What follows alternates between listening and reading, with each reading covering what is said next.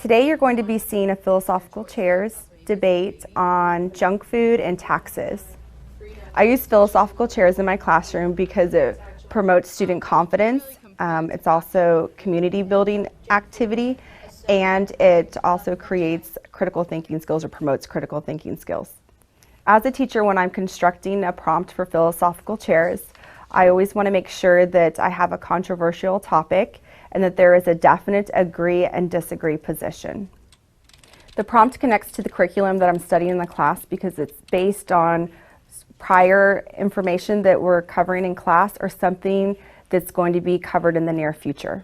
Today we are going to be doing philosophical chairs debate.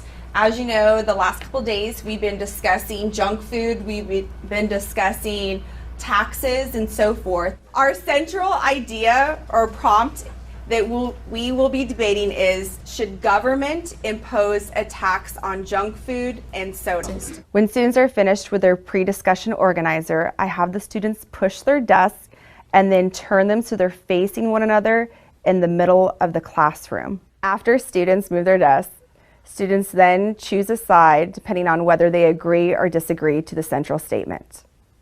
I use rules of engagement with my students before philosophical chairs to make sure that everyone is listening and speaking and they're respectful.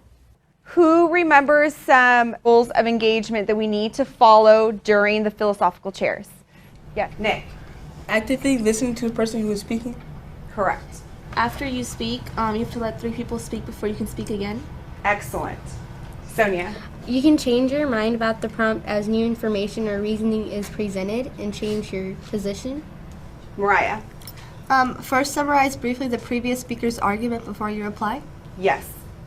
The debate begins by first having a statement from the agree side. So I have someone that is going to lead the conversation. The government should impose a tax on soda and junk food because it can prevent obesity and create positive programs.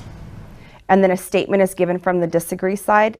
I heard you say that the government imposing taxes will prevent obesity and add prevention programs, but if you look at paragraph 12 of the article, you see that the states spent just 3.2% of the money on tobacco prevention. Okay, I understand that you're saying that the tobacco prevention, like that, everything that they had done, but you can't really compare tobacco with food because they're two very different things. I do understand your point of view on this, but they're not really comparing the two objects themselves, but the fact that the state or the government said that they were going to put money towards a better future, like Junk food.